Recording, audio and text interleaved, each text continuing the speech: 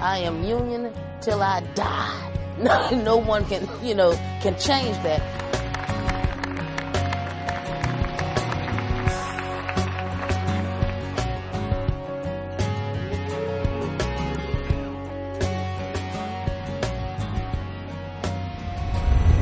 The IAM is a family that's there through the good times and the bad, offering guidance and support when it's needed, and an open ear for the membership's ideas and strategies. With more than 120 years in the game, the IAM has learned a thing or two about what its members want, and that's exactly what it delivers. I couldn't afford to go to college at that time. I was a single mom, and going through the apprenticeship program gave me the opportunity to make great wages and great benefits and support my family. That's how Vicki Stevens came to the Machinists Union, through an IAM apprentice program at her job many years ago. Today, she's a trainer in safety and health, helping the members learn the possible dangers lurking in the workplace, and sometimes even at home. And at one point, I was doing this demonstration, and the weather was warm. I used like a quarter cup of the shock and a cap full of brake fluid, and it shot a flame about up to my waist. And I heard one fellow in the background say, "Oh my God, I gotta go," and he left. Vicki's co-worker, Joe Abshire, got his start in safety when he was hurt at work. That's how he ended up with a position at the Machinists Union.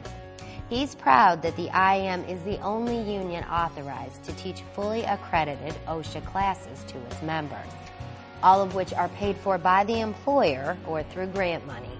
It's a benefit to the members. They do not have to take their dues dollars that are needed for other things and use that dues money to pay for training. We can get the employer who's supposed to pay for it, and we can provide them the same training. And then there's Tony Chapman in Employment Services, who uses his personal experience of being laid off to help IAM members get back on their feet when they need it. I think the thing I give them the most is the fact I give them hope. There is hope, and it's not easy.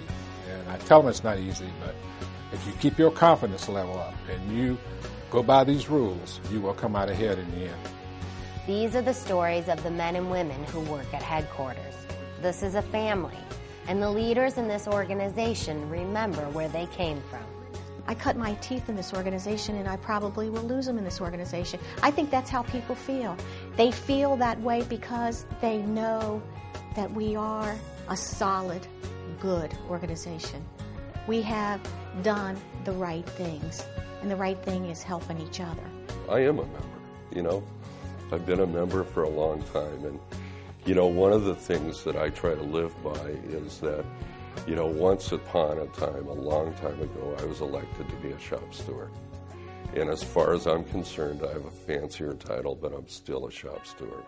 There's a group of members that need me to do some things to make sure that their life, our life, is better. All of our technicians understand that this is a family. This is not contract work. They're not contractors. This is a family. We're all members of the IAM. So when somebody calls in, it's like talking to someone in your family. That's how we treat people. We don't treat somebody any differently than we would our mother if they called in. That's why when the phone rings, the machinists pick up. Good morning, machinist. May I help you? No, it's much more fun when the phone rings and there's some local lodge officer or something on the phone and they're ready to pull their hair out. They don't understand how they're supposed to do something, and you can answer their question very simply, and boy, by the time they're ready to hang up, they're smiling again. They got, life is looking a lot better for them, and that's part of the reward of the job. Like so many others in the IAM, Mike Whippensinger of the Bylaws Department is here to offer a service to the members. He handles a lot of the day-to-day questions. For members, it pays to know Mike. If they're not following their bylaws, particularly as it pertains to financial matters, people could very easily wind up in situations where they're required to reimburse funds to the local lodge for inappropriate expenditures, and they may involve filing a claim with the bonding company, and if it's serious transgressions, it can wind up in people going to jail. And Chris Corson and the crew in the IAM's legal department offer words of wisdom on legal matters involving the members. But our bread and butter work, and the bread and butter work for the union, is giving advice on labor law. All the labor statutes, National Labor Relations Act, board work, Railway Labor Act for transportation, ERISA, which is all your pension matters, Service Contract Act, which is a very promising area of IAM organizing right now. Think of the alphabet soup of employment statutes, like the Family and Medical Leave Act, the Americans with Disabilities Act, the Age Discrimination in Employment Act, all the anti-discrimination laws in Title VII. And Cheryl Eastburn and her team comes to the rescue of members who may not have anywhere else to turn. We have to make sure that our sisters are aware that it is the responsibility of the employer to make sure that their workplace is free from harassment and discrimination. And those things still exist. We can't sweep them under the carpet as though they don't. And Maria Cordoni and her staff in the Community Services Retirees Department step in when the unexpected happens, like when Hurricane Katrina hit our members on the Gulf Coast. People that receive a pension check, there was no mailbox to go to. There was no post office. It had been destroyed. So what we did is we made sure that we found the people where they were and made sure that their pension check went to them. These are just a small slice of the plethora of services the IAM offers its members. It's what the members deserve after years of loyalty to the IAM. But sometimes the services aren't as obvious as when a hurricane strikes.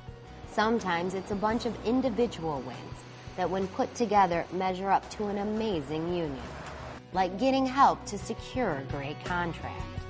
Our agenda at the table, it's not the International's agenda, it's not the department's agenda.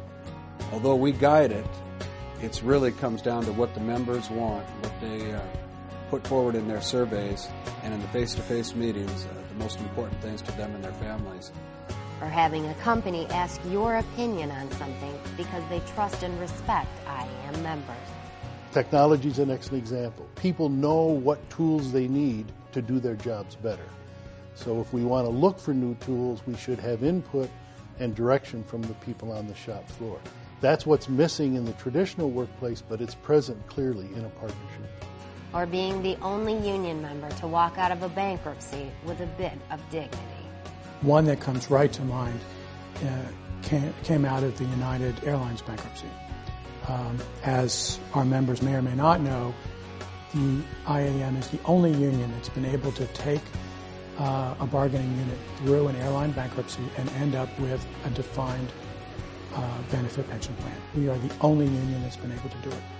Or even getting help on a problem that some may not see as a union issue. Recently I dealt with a case out in California where this young lady was laid off, and she faced some very stiff medical problems with a disabled child. And even though probably Labor would say, I should say the Department of Labor would probably say, that's not my issue. My issue is getting you back to work. I felt different about it. That's what the IAM is all about, offering services to its family and friends, and singing the praises of its membership each and every day.